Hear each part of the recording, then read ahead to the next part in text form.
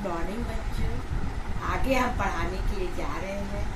परिवार और समाज पढ़ा रहे थे, परिवार का भी पूरा नहीं खत्म हुआ, उसके आगे पढ़ा रहे हैं। बच्चों, मिलने का बहुत मन कर रहा है लेकिन मिल नहीं पा रहे हैं। तुम लोग जो है क्वेश्चन जो है पढ़ते नहीं हो और लिखते भी नहीं, कभी कुछ पूछते भी नहीं हो। तो अगर समझ में आ जाता है और समझ के लिखते हो तो बहुत अच्छी बात है। जब नहीं आए तो जरूर पूछना, आगे हम बताने जा रहे हैं। जैसे कि आदर्श, खुशी तथा सफलता जीवन की आवश्यक दशाएं। मतलब दशाएं मतलब क्या क्या दर्शाती है, ठीक है। आवश्यकताएं, हम लोग को बहुत सी आवश्यकता, एक आवश्यकता होती है, दूसरी आवश्यकता पूर्ति होती है। इकोनॉमिक्स में ऐसा लिखा है ना कि एक आवश्यकता पूर्ति नहीं होती, दूसरी आवश्यकता होती है, दूसरी नहीं तीसरी। उसी प्रकार से हमको आवश्यकताएं हैं। जैसे नूतम पूर्ति, नूतम माने छोटे से छोटा, ठीक है। पूर्ति, उसका पूर्ति होता है, उसको बढ़ाया जाता है। अब उसी के आधार पे परिवार जीवन की सफलता के लिए आवश्यक, प्रत्येक परिवार में इतनी आमदनी होनी चाहिए, इतनी आमदनी होनी चाहिए कि हम उसकी पूर्ति कर सकें। ये नहीं कि पैसा नहीं है और हमारी इच्छा करी कि हम बहुत अच्छा ड्रेस पहन लें या बहुत अच्छा आइसक्रीम खा लें, तो ये हमारी पूर्ति नहीं। या तो फिर हम उधार लेके करेंगे या कुछ भी, तो समस्या में फंसते चले जाएंगे। तो हमको जो है जिसे वो अपने न्यूनतम आवश्यकताओं को पूर्ति कर सके। न्यूनतम आवश्यकताओं में खाना, कपड़ा और मकान और शिक्षा और चिकित्सा आदि सम्मिलित है। ये सारी चीज, खाना, कपड़ा, मकान, चिकित्सा और बीमारी आदि दुख में ये सारी चीज सम्मिलित है। जब तक हम पैसा नहीं बचाएंगे, कुछ रखेंगे नहीं, तो आगे के कार्य को हम नहीं कर सकते हैं। इसीलिए जो है हमको परिवार, जिस परिवार में इन आवश्यकताओं की पूर्ति नहीं हो पाती है, उसमें अनेक प्रकार की बुराइयां उत्पन्न हो जाती हैं। मतलब मालूम है, जिस परिवार में ये सारी पूर्ति नहीं हो पाती है, उसमें बुराई हो जाती है, लड़ाई हो जाती है, झगड़ा हो जाता है, आपस में हो जाता है, और आदमी औरत में हो जाता है, बच्चों में हो जाता है, परिवार में हो जाता है, समाज में होता है। ये तुम्हारी पहला पॉइंट है। दूसरा पॉइंट है अच्छा निवास स्थान। जान रहे हो कि अच्छा निवास स्थान, हमको जो है अच्छा घर, अच्छा वातावरण चाहिए। बहुत अच्छा महल नहीं घर चाहिए, हाँ छत रखने, मतलब सर रखने की हमको छत की आवश्यकता होती है। उसमें वो कैसा भी हो, थोड़ा सुंदर भी होता है, बहुत अच्छा। भाई पैसे वालों के लिए बहुत अच्छा होता है। तो इसलिए जो है पारिवारिक जीवन में सफलता तथा सुख सुविधाओं के लिए अच्छा निवास होना आवश्यक है। अच्छे निवास स्थान के बिना परिवार शारीरिक, मानसिक, नैतिक और प्रगति समृद्ध नहीं हो सकती। उदाहरण के लिए जिन शहरों में बड़े बड़े उद्योग होते हैं, वहाँ पे मजदूरों गंदे स्थानों पे छोटे छोटे कोठरियों में लेकर रहते हैं। एक कोठरी 10 मजदूर निवास करते रहते हैं। भाई यहाँ पे मजदूर फैक्ट्री काम करते हैं, वहाँ पे छोटे छोटे बाहर की तरफ जो है वो मिल जाता है और उसी में जो है वो निवास करते, तो कैसा रहेगा? अच्छा रहेगा। उसी में खाना बनाना, उसी में सोना, उसी में उठना, तो उनका जो है वातावरण बहुत अच्छा नहीं हो सकता। तीसरा पॉइंट है कार्य का विभाजन। हम लोग जितने सदस्य हैं, अगर हम लोग कार्य का विभाजन कर ले कि ऐसे कार्य करना है तो ठीक है, उसी प्रकार से पैसे का भी विभाजन होता है। परिवार के सदस्य की सुख, शांति, प्रगति के लिए आवश्यक कि उसके बीच का श्रम विभाजन हो, और यदि श्रम विभाजन नहीं होता है तो परिवार के सदस्य अपना अपना कार्य ठीक प्रकार से नहीं करते हैं। हमने बताया था नहीं करते हैं। और परिवार के एक व्यक्ति काम करने वाला और घर के अनेक व्यक्ति बैठ के खाने वाले, तो ऐसे परिवार में असफलता और मन मुटाव हो जाता है। ठीक है, आपको मालूम है अगर एक आदमी काम करे और 3-4 आदमी बैठ के खाए तो कैसा होगा? नहीं हो पाएगा जब तक हम लोग सब लोग मिल के नहीं काम करेंगे। इसीलिए पहले जमाने में औरतें नहीं काम करती थी, उनका परिवार चलता था, वो घर देखती थी। लेकिन इस जमाने के अनुसार जो है ये जमाना नहीं बदला, सब कुछ वही होता है, लेकिन बस परिवर्तन होता चला गया। अब हम कहें कि जमाना बदल गया तो ये बात गलत है, क्योंकि हम खाना खाते ही है, मकान में रहते ही है, ये सारी सुविधाएं करते हैं, तो हम कैसे कहते जमाना बदल गया। उसके बाद है चौथा पॉइंट है शिक्षा, मतलब ज्ञान बहुत जरूरी है। बिना ज्ञान के हम कोई कार्य नहीं कर सकते हैं। भाई जब हमको ज्ञान रहेगा तभी ना हम परिवार को चला सकते हैं। जब हमको जोड़ घटाना ही नहीं आएगा तो परिवार को कैसे चलाएंगे? तो कोई हमको पैसा देगा तो हम कैसे हिसाब किताब रखेंगे? तो ये सारी सब शिक्षा का है। परिवार के जीवन की सफलता के लिए शिक्षा अत्यंत आवश्यक है। शिक्षा के व्यक्तियों में चेतना पैदा करता है और दृष्टिकोण के विस्तृत होता है। सुशिक्षित माता पिता अपने बालकों को आदर्श नागरिक गुणों में का विकास करते हैं और उसके संबंध में बताते हैं। परिवार के सदस्य आपस में मधुरता संबंध होती है, छोटे छोटे बातों में आपस में नहीं लड़ेंगे। इस परिवार की सुखी आदर्श होती है, मतलब छोटे छोटे बातों पे नहीं लड़ेंगे। माता पिता जब शिक्षित होते हैं तो अपने बच्चों को पढ़ाते हैं, उसको बचपन से ही जब बच्चों को शिक्षा दी जाती है, उनको समय से बैठाया जाता है, बोला जाता है, तो सारी चीजों सुख सुविधाओं का संविधान कौन करता? माता ही पिता न करते हैं अपने बच्चों को। जब बचपन से ही माता पिता उनको बहुत ज्यादा उत्साहित नहीं करेंगे तो बच्चे आगे चल के नहीं हम लोग को परेशान करेंगे। हम लोग खुद अपने बच्चों को बचपन में ही सारी सुविधाओं का संविधान कर देते हैं, आगे चल के हम लोग के लिए समस्या बन जाती है। उसके बाद है पांचवा पॉइंट सामूहिक भावना। सामूहिक भावना बहुत जरूरी है और इसके लिए जो है आदर्श परिवार का निर्माण के लिए परिवार के सदस्य सामूहिक भावना होनी चाहिए। प्रत्येक व्यक्ति को परिवार की उन्नति तथा कल्याण के लिए अपने स्वार्थ को त्याग देना चाहिए। स्वार्थ को त्याग देना चाहिए। सारा स्वार्थ त्याग कौन करता? माता ही तो करती है। बच्चे और पिता क्या करते हैं? नहीं, उनकी जरूरत की चीज पहले पूरी कर दी जाती है और सारा जो है त्याग माता लोग के ऊपर आ जाती है। और कोई भी पलट के नहीं देखता है कि उनकी माताओं को कितनी असुविधाएं हैं। तो ये सारी चीजों की जो है हमको परिवार के सदस्य के विचारों के संबंध में होता है और तभी परिवार का कल्याण हो जाता है। तभी हम परिवार का कल्याण कर सकते हैं जब हम लोग सबको मिला के चलाएंगे। उसके बाद जो है छठा पॉइंट है सहनशीलता तथा सहयोग की बात। हमने तुम लोग को पहले भी पढ़ाते आ रहे हैं, सहन शक्ति बहुत होनी चाहिए, सामर्थ्य बहुत होनी चाहिए। सहन शक्ति नहीं है तो हम कुछ भी नहीं कर सकते हैं। परिवार के सदस्य में आपस में सहयोग सहन शक्ति की भावना होता है। पति पत्नी माता पिता बच्चों के सदस्य आधार सहन शक्ति का सहयोग और छोटे छोटे बातों पे आधार बनकर आपस में नहीं लड़ना चाहिए। आपस में नहीं लड़ना चाहिए। छोटे छोटे बातों पे, छोटे छोटे चीज पे माता पिता लड़ जाते हैं, बच्चे लड़ जाते हैं, सास ससुर लड़ जाते हैं। सास की बातों को सुनना चाहिए कि वो क्या बोल रही है, क्या से सुनो, उसके बाद थोड़ी देर के बाद बोलेंगी, वो अपना ठीक हो जाएंगी। लेकिन नहीं, हम लोग पलट के जवाब दे देते हैं, पलट के कार्य करते, वही जो होती है हम लोग के लिए समस्या का कारण बनाता है और वही फिर बच्चे सीखते हैं। इसलिए हम सारी चीजों को देख के ही करना चाहिए। एक दूसरे का सम्मान करना तभी परिवार का सुखी बना सकते हैं। जब हम एक दूसरे का सम्मान करेंगे, आदर करेंगे, तभी हम बुढ़े लोग तो बहुत जल्दी नाराज हो जाते हैं ना, बहुत जल्दी वो उसमें हो जाते हैं। ये सब चीज को जो है बुरा नहीं मानना चाहिए। हाँ, थोड़े देर के झगड़ा तो ये नहीं कि हम बोलेंगे ही नहीं, महीना 2-4 महीना नहीं बोलेंगे, नहीं।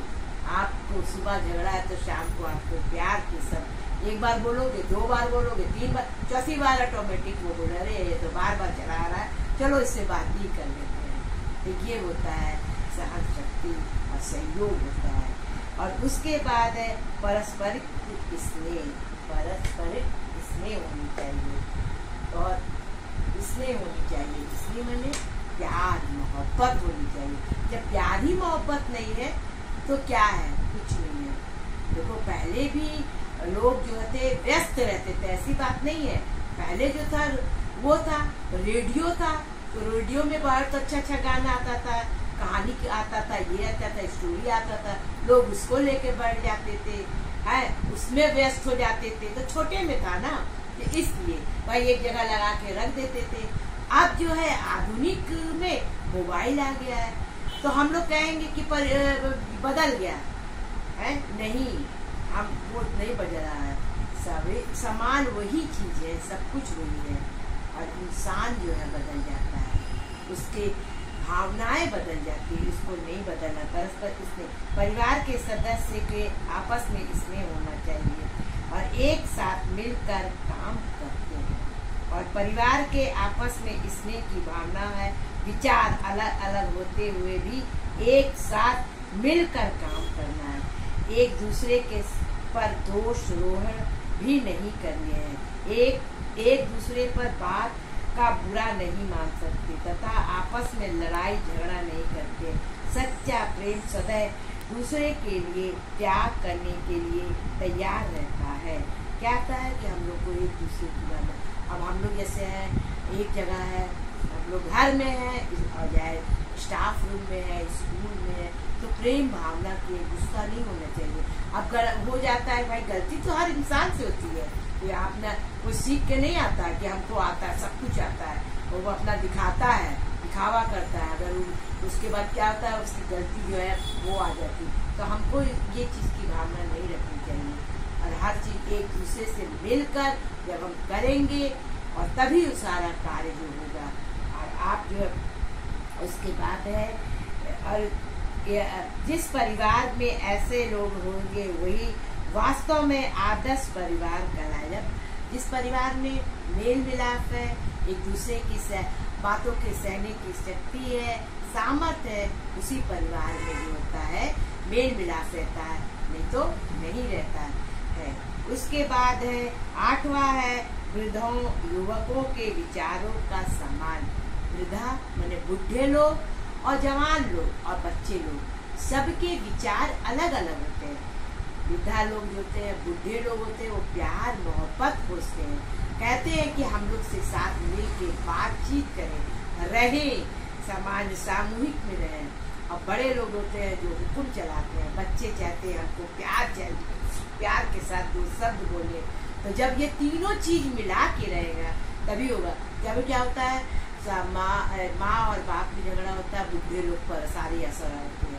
माँ कहती है अरे इस बुढ़े के चलते हमारा सारी समस्या होती है, तो बेचारा आदमी ये सोचता है कि चलो अब इस बुढ़े को डाल ही दो अनाथालय में, या कहीं डाल दो, वही पड़ा रहेगा, चुपचाप से खाता पीता रहेगा, कम से घर में कचकच तो नहीं होगा।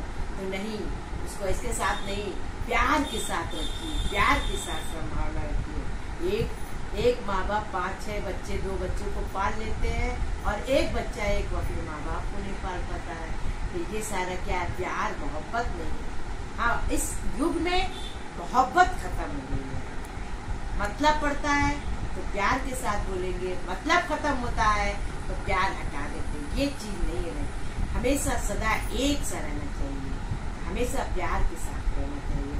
और ये जो है इसमें परिवार के अशांति पैदा हो जाती है, और एक आदर्श परिवार के आवश्यकता है, और युवकों के वृद्धा अनुभव आधार पे और भविष्य का निर्माण करना है। सबसे बड़ा तो बुढ़े को रहने से सबसे बड़ा तो ये होता है कि हम जब कभी माता पिता या बच्चे घूमने के लिए जाते हैं तो ताला लगाने की आवश्यकता नहीं पड़ती है, क्योंकि वो घर को रखाते हैं। और जब बुढ़े लोग नहीं रहते तो क्या होता, घर का ताला लगाना पड़ता, हर घर में ताला लगाना, ये करना वो करना। तो ये तो सबसे बड़ी चौकीदारी का वो रहता है। तो हमको तो है प्यार के साथ रहना चाहिए, मोहब्बत के साथ। और उसके बाद 9वां पॉइंट है छोटा परिवार। छोटा परिवार आदर्श माना जाता है, और बड़े परिवार में आपस में प्रेम का अभाव होता है। ठीक है, छोटा परिवार ठीक है, आदमी अब चाहता है कि 1 और 2, 4 लोग के परिवार में। तो जानते हो कभी कभी क्या होता है, मुसीबत जब पड़ जाती है ना, तो एक आदमी कैसे संभालेगा। भाई एक आदमी दौड़ के जाएगा, फिर घर का काम करे, औरतें तो दौड़ दौड़ के नहीं जाएंगी, लड़कियां दौड़ दौड़ के नहीं जाएंगी। तो ये आपकी भावना में है। भाई कम खर्चे में हो जाएगा। नहीं, हमको तो ये लगता है छोटे परिवार में ज्यादा ही खर्चा है और बड़े परिवार में कम खर्चा मिलता है, क्योंकि हम लोग बड़े परिवार में से पले है ना। अब के बच्चों में छोटे परिवार है। हम लोग देखते थे कि सबके माँ बाप, सब बच्चे, उस जमाने के सारे बच्चे अच्छा पढ़ के अच्छे पोस्ट पे हो गए हैं। और इस समय के बच्चों को हर समय बोलना पड़ता है, बताना पड़ता है, ऐसे करो वैसे करो, ये करो वो करो, अच्छी चीजें चाहते हैं, अच्छा पढ़ाई की मांग करते हैं छोटे परिवार में। और इसके बाद उसकी शिक्षा का प्रबंध करना तथा उन्हें रोजगार दिलाना एक और विकट समस्या हो जाती है। छोटे परिवार का निर्माण के लिए एक सरकार ने परिवार नियोजन का कार्य कर दिया। परिवार नियोजन तो नसबंदी का कार्य कर दिया भाई, है कि भाई छोटा परिवार है तो छोटा परिवार तो हमको मतलब बहुत ज्यादा ये नहीं लगता है। बड़े परिवार में बहुत अच्छा शांति, हम एक नहीं बोलता तो दूसरा बोलता, दूसरा नहीं बोलता तो तीसरा बोलता है, पर बोलते हैं आपस में, एक दूसरे में बातचीत करते हैं। ये सबसे बड़ा परिवार का शांति पूर्वक ये रहता है। उसके बाद आदर्श गृहिणी। आदर्श गृहिणी किसको बोला गया? हम लोग को बोला गया, औरतों को बोला गया है। आदर्श गृहिणी होनी चाहिए। ये नहीं कि खाए पिए तैयार हो गए, सज धज लिए और उसके बाद जो है घर से कोई मतलब ही नहीं है, ये नहीं। एक आदर्श गृहिणी सुबह उठ के अपना सारा सुबह से लेके शाम तक का क्या योजना है उसके बारे में सोच के जो है उसका कार्य करना चाहिए, परिवार को मिला के रखना चाहिए। एक आदर्श गृहिणी का यही कार्य है। जैसे जिस परिवार में आदर्श गृहिणी होता है वो परिवार सुखी एवं सफलता माना जाता है। बहुत से लोग देखो उस घर में कितनी शांति, कितनी अच्छी है। अगर एक भी आदमी उसमें से अगर बोलता है, चिड़चिड़ाता है, तो फिर परिवार नहीं चल पाता। आदमी अगर चिड़चिड़ करता है तो औरत एक बार सुनेगी, 2 बार सुनेगी, तीसरी बार कभी नहीं सुनेगी, वो फिर अपना पलट के ही जवाब देगी। अच्छा भोजन पकाना, वस्त्र की सफाई, बच्चों की उचित देखभाल करना, घर के सभी लोगों को साथ मधुर व्यवहार करना इत्यादि कार्य की ओर विशेष ध्यान देना, तभी एक आदर्श परिवार का निर्माण किया जाता है। ठीक है, आदर्श निर्माण का यही है, सब कुछ देखना है। अब ये नहीं कि एक औरत सारा दिन भर काम करती रहे थक जाए और परिवार वालों को कुछ दिखे नहीं, आदमी को कुछ दिखे नहीं है, बच्चों को कुछ दिखे ही नहीं, तब तो भाई आदमी जो है चिड़चिड़ापन तो उसको दिखाएगा ही और गुस्सा तो होगा ही। तो ये सब है परिवार को मिला के चले। अब उसके बाद 11वां पॉइंट है परिवार के प्रमुख निष्कर्ष होना।